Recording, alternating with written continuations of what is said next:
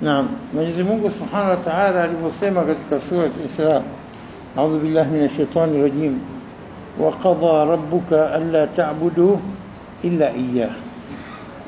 Ameshapitisha hukumu, ameshapitisha qadha kwamba msimwabudu isipokuwa yeye tu, yani hataki kushirikishwa kabisa. Anaitaka moto, amshirikishe Mwenyezi Mungu, hatoiona pepo ngo, aseme la ilaha illa Allah, aondoke duniani bila kumshirikisha Mwenyezi Mungu, afanye maasi atakayofanya, huenda akasamehewa na mwisho akapata maghfira na shifa ya mtume akaingia peponi. Naam, lakini kumshirikisha Mwenyezi Mungu kasema katika aya, inna Allah la yaghfiru an yushraka bihi, la yaghfiru an yushraka bihi, hasamehe kabisa akishirikishwa, wa yaghfiru ma duna dhalika liman yasha, chini ya shirki kosa lolote jingine anaweza kumsamehe mtu kwa anayetaka kumsamehe. Ina maana shirki billah hakubali. Haya ni atizameni jambo la umuhimu kama kumshirikisha Mwenyezi Mungu, hapendi akaambatanisha pamoja na kumshirikisha Mwenyezi Mungu, hataki. Wa qadha rabbuka, ameshapitisha hukumu yake Mola wako, alla ta'budu illa iyyah, msimabudu ila yetu, wa bil walidaini ihsana, akaweka pamoja na kuto kumshirikisha Allah na kuwafanyia wema wazee wawili, kuwafanyia wema wazee wawili, sawa. Wa bil walidaini ihsana ni pale mwingine. Na hii maana yake nini? Kwamba Mwenyezi Mungu kasisitiza vijana, watoto watazame wazee wao katika hali yote ile walipokuwa hana uwezo wa kujitegemea wenyewe hasa, bali hata wakiwa na uwezo. Nyie vijana mshakuwa na nguvu kuliko wazee, mwasaidie katika kila jambo, mpaka anaondoka duniani mzee na yeye akiwa radhi na wewe. Wabil walidaini ihsana, alafu akisisitiza, imma yablughanna indaka alkibar ahaduhuma au kilahuma فلا تقل لهما اف ولا تنهرهما وقل لهما قولا كريما.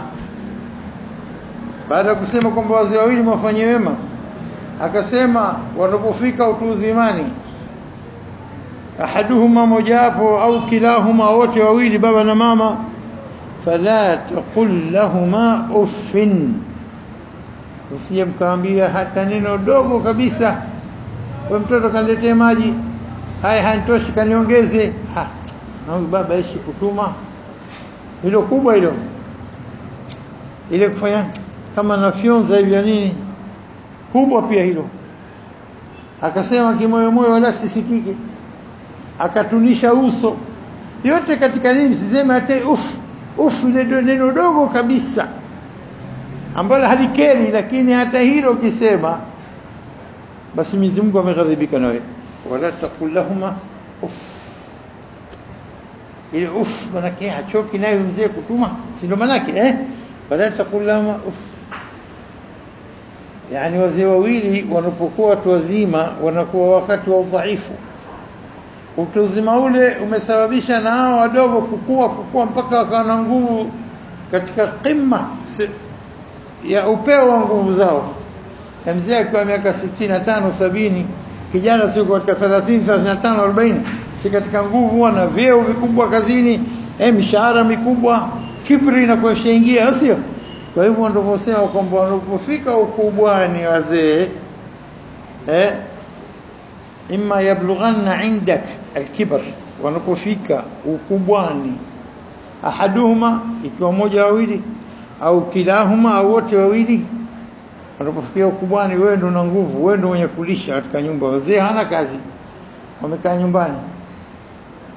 Sasa hapo tena jeuri za mtoto zinakuja hapo, mimi ndio nawalisha, mimi ndio nawavisha, mimi ndio nini, yale yote yalitoka tumboni mwa mamake mpaka mchanga, mpaka fujo alikuwa akijifanya, mpaka mateso alikuwa akitesa wazee, yote hayajui yale, au anafanya kama hajui.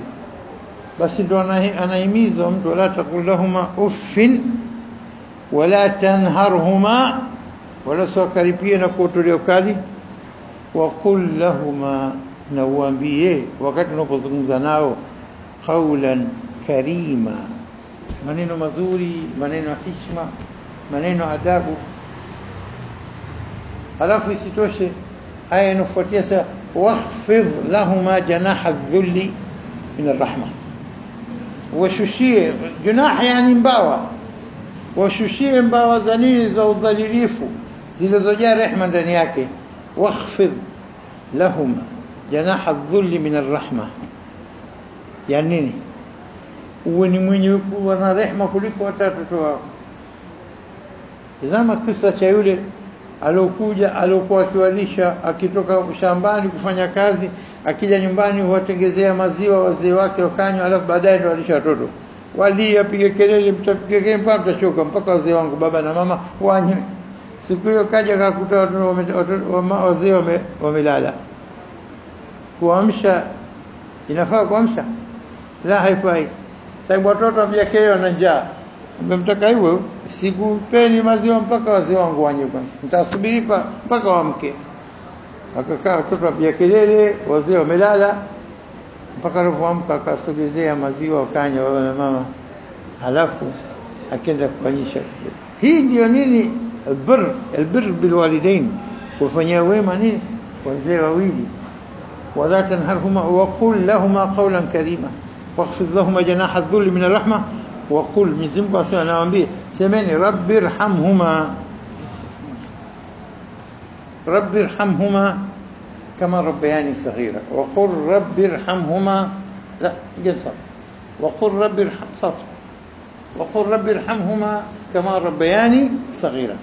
Nasema Mwenyezi Mungu anatufundisha tuseme maneno haya, na ikiwa maneno haya yanafundishwa na Mwenyezi Mungu, je, yana uzito gani kwako? Hayana uzito. Na Mwenyezi Mungu anasema wa qul, na sema nini? Rabbirhamhuma kama rabbayani saghira. Haimpasiki mtu yoyote kutokuhifadhi dua hii. Haimpasiki mtu yoyote kukaa asiseme dua hii mara ngapi kwa siku. Hautakuwa mfadhili, mwizi wa fadhila za wazee wako. Dua kufundisha Mwenyezi Mungu, nasaha ya Mwenyezi Mungu kwako wewe, ili upate wema wazee wako, ikusaidie kuingia peponi, halafu mtu asitaje, na haiwezi kuwa. Waqul rabbirhamhuma, ewe Mola warehemu wazee wangu wawili, kama rabbayani saghira. Utapata wapi Mungu wa rehema kama hivi, anayekuwafundisha namna gani ili uchume thawabu chungu zima kwa ajili ya kuombea dua wazee wako wawili kwa maslaha yako mwenyewe? Asio wazee wako wanapata thawabu zako, wazee wako wanapata thawabu zako. Kwa nini? Kwa kuombea rehema kwa Mwenyezi Mungu, na Mwenyezi Mungu anafurahi na hizi nasaha kwa Mwenyezi Mungu zinazotoka kwake.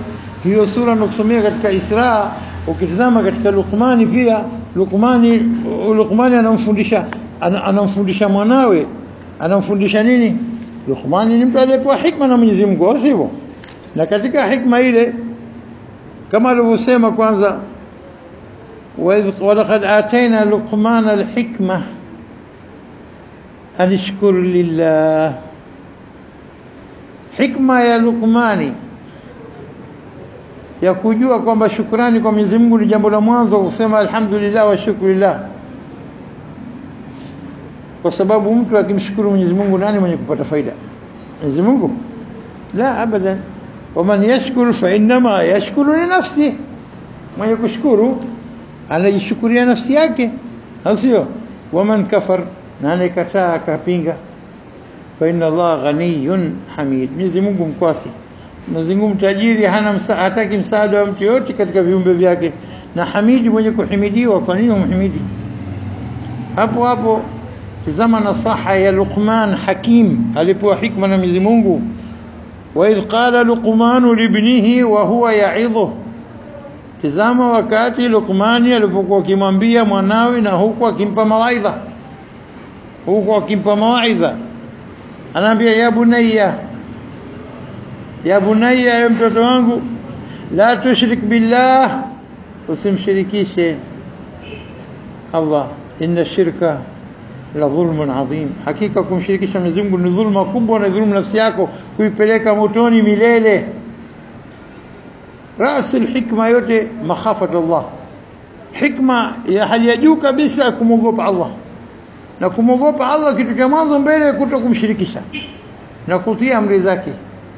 La tushrik billah inna shirka la dhulmun adhim. Hebu niambie jambo gani anamuhusia mwanae baada ya kwamba usimshirikishe Mwenyezi Mungu? Hebu niambie. Hiyo uwe na dhamana kwamba unaingia peponi. Lakini sasa ile mambo ya kukupush ya kwenda peponi na kwenda daraja ya juu. Wa idh qala Luqman li ibnihi wa huwa ya'idhu la tushrik billah inna shirka la dhulmun adhim wa wassayna al-insana biwalidayhi ووصينا الإنسان بوالديه na tukamuhusia binadamu kwa wazee wake, yani kuwafanyia wema. Hainaje kutaja husna au ihsana. Aya nyingine yuko imetaja husna, nyingine imetaja ihsana, kuwafanyia ihsani au kuwafanyia wema. Yani wa wasaina al-insana biwalidayhi hamalatu ummuhu wahna. Hapa kasema nini? Wa wasaina al-insana biwalidayhi, bimaana biwalidayhi husna. Tumemuhusia binadamu kwa wazee wake wawili.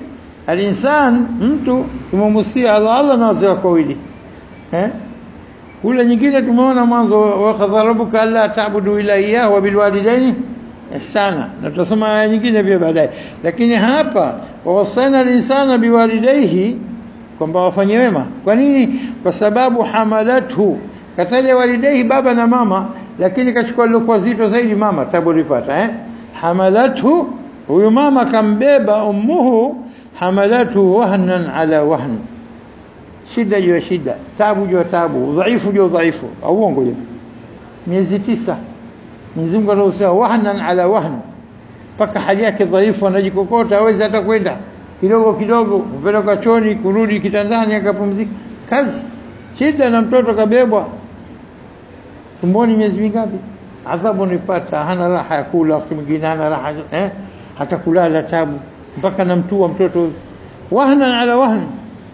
Baada hivyo kisha kumzaa, tabu ndio inapoanza tena. Sasa tabu ya nje sasa, amkogeshe, amnawishi, amtafutie dawa, ampe, amnyonyeshe, haya yote haya mpaka nafika miaka 2 ya kunyonya. Wafisaluhu fi amain, na kumkatisha ziwa baada ya miaka 2. Alafu Mwenyezi Mungu wawasaina al-insana biwalidayhi, tumemuhusia binadamu kwa wazee wake wawili, ambaye mamake amembeba dhiki juu ya dhiki, tabu juu ya tabu, dhaifu juu ya dhaifu. Halafu akamkatisha ziwa baada ya miaka 2 baada ya kushakumzaa. Wafisalu fi amain. Yote haya tunakutaka wewe mtoto, wewe ulikuwa na akili sasa hivi, ujue unatoka wapi, ujue fadhila za wazee wako. Anishkur li, unishukuru mimi nilokuleta duniani. Mwenyezi Mungu anataka hivyo, sio? Anishkur li waliwalidayka.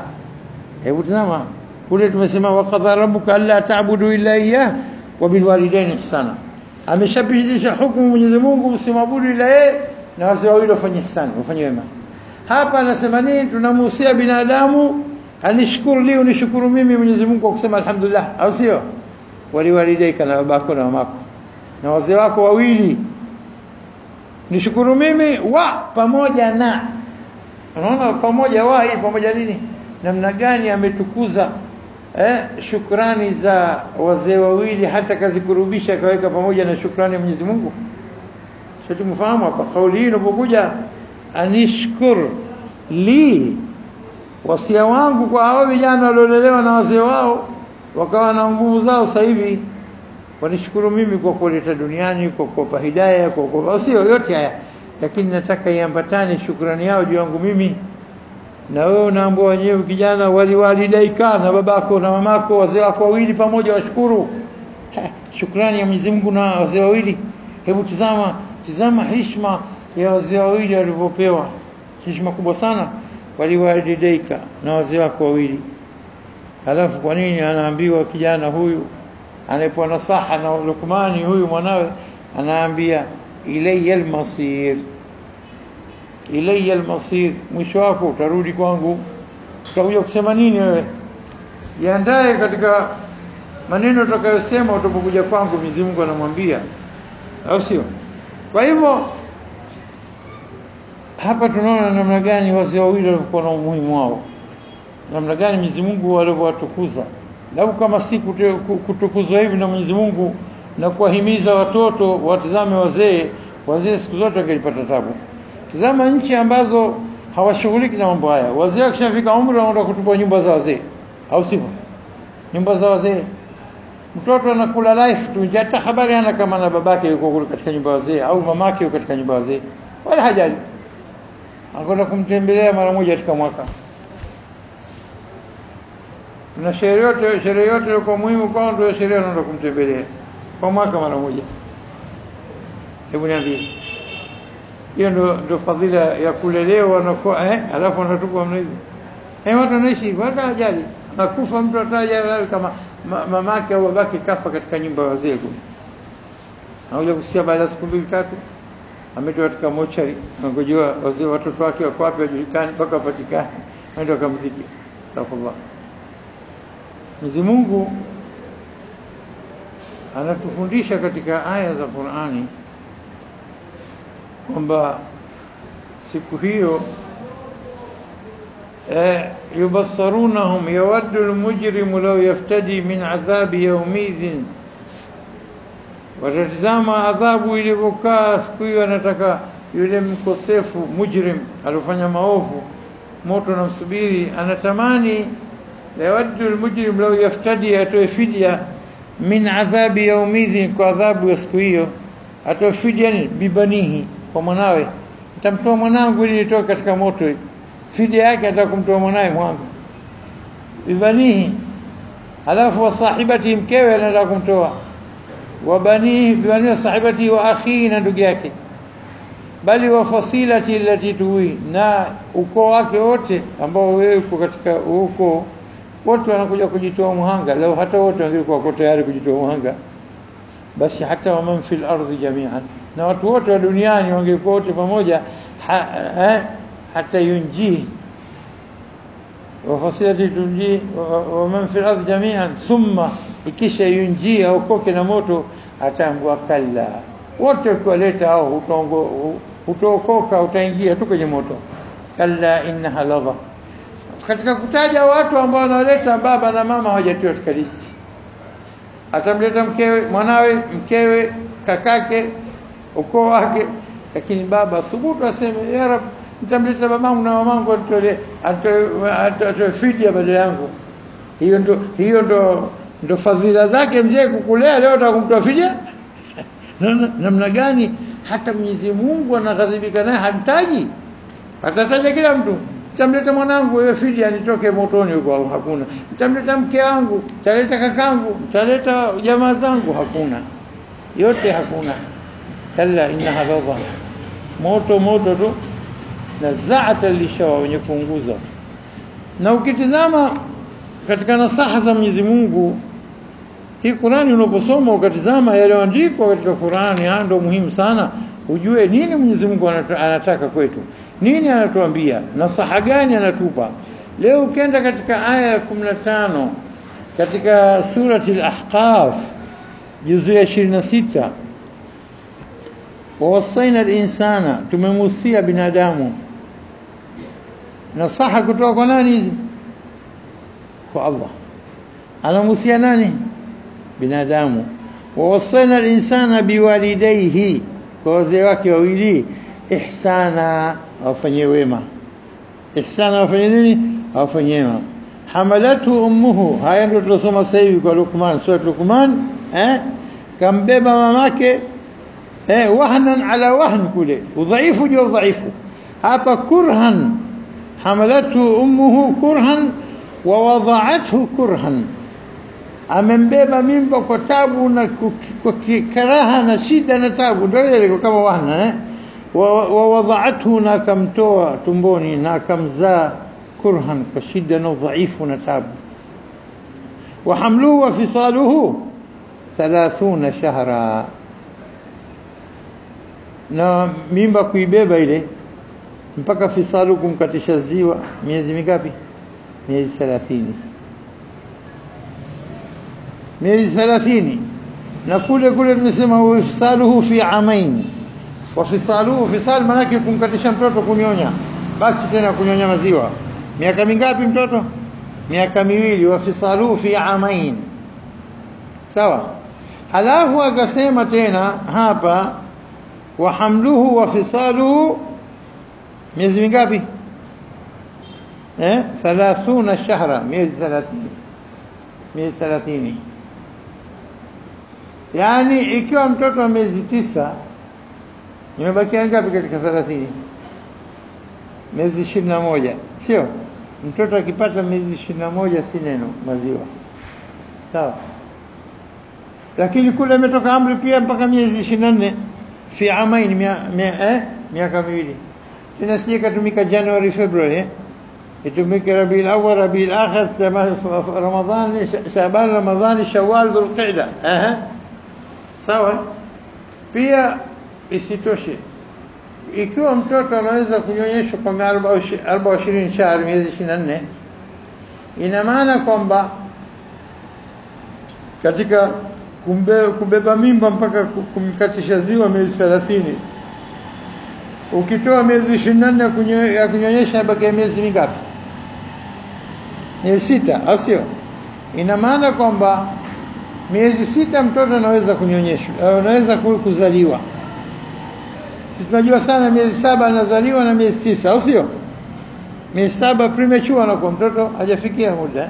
Kilo nusu, kilo na gramu 700, kilo 2 kasoro kidogo, mdogo mwepesi. Lakini siku ilipotokezea kesi kwamba wakati wa Saidna Umar, ikawa bibi moja baada ya kuolewa imefika miezi 6 akajifungua, yule mume akaenda kubia kile akasema, la, huyo mtoto, huyo mama labda kazini kabla. Vipi miezi 6 tu tayari kishazaa mtoto? Ile maana kwamba alipomuoa mimi alikuwa na mimba miezi 9, au sio? Miezi 6.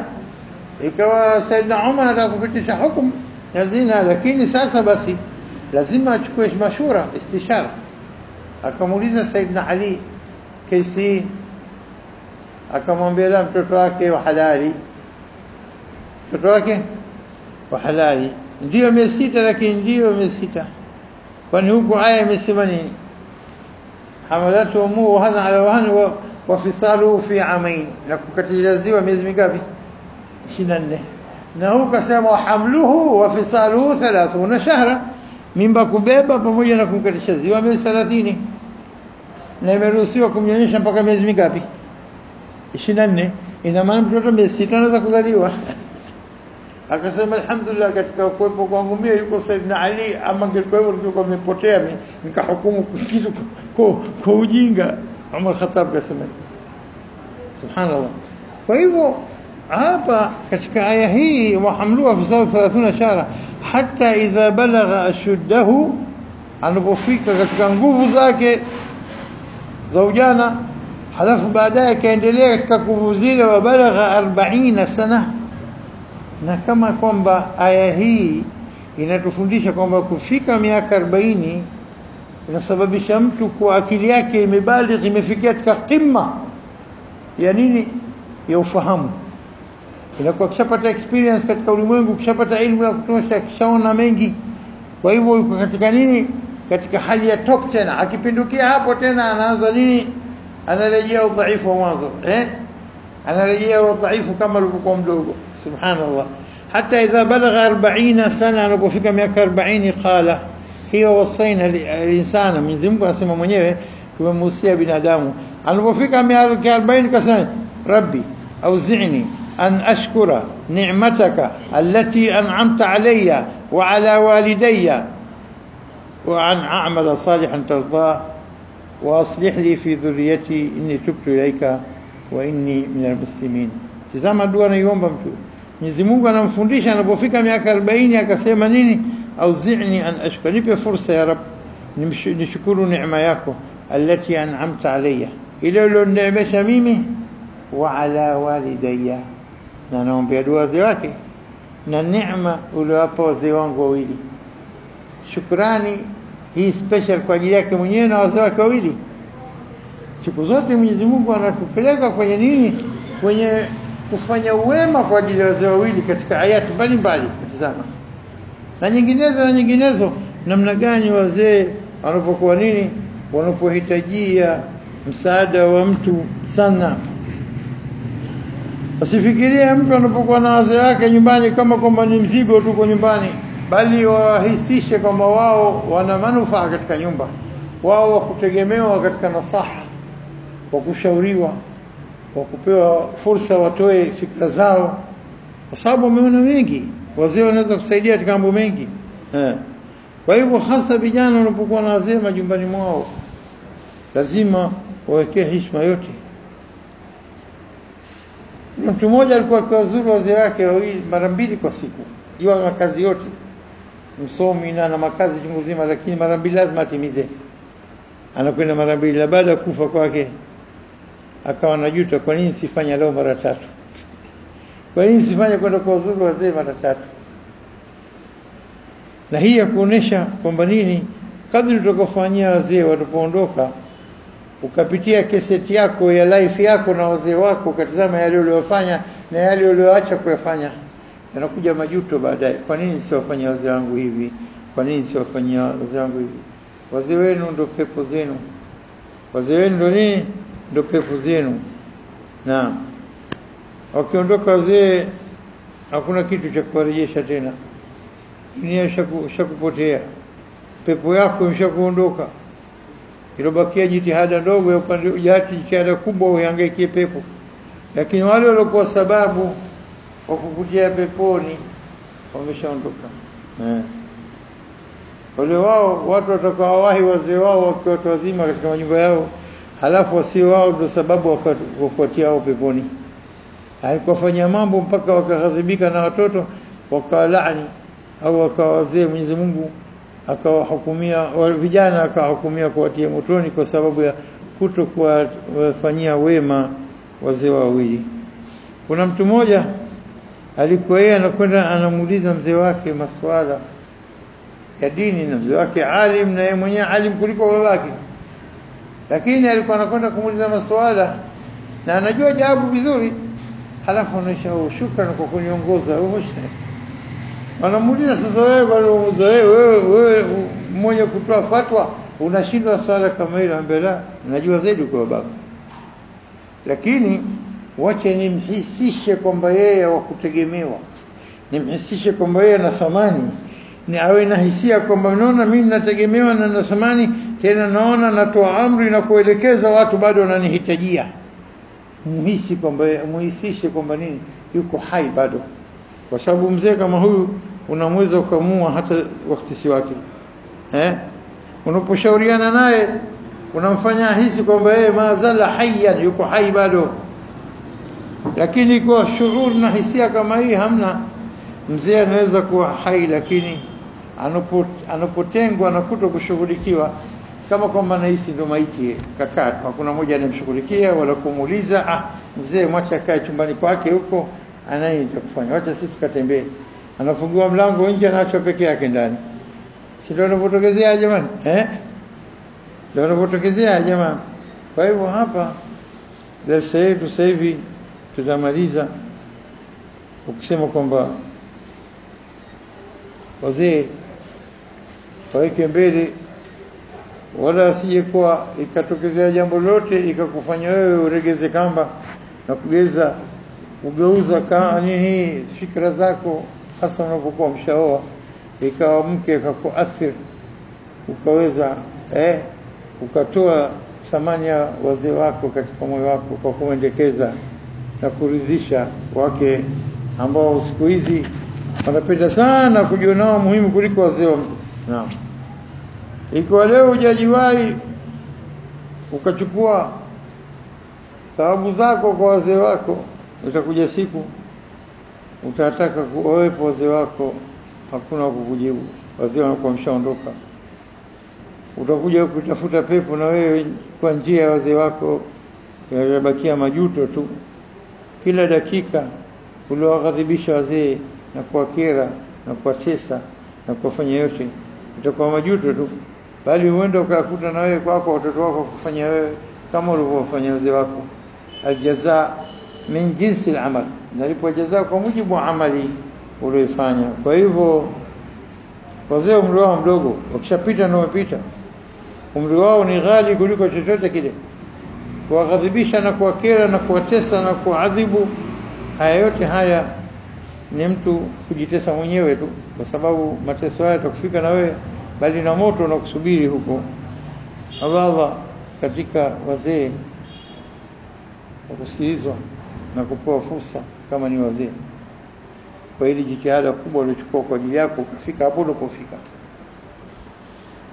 ربنا تقبل منا انك انت السميع العليم وتب علينا انك انت التواب الرحيم.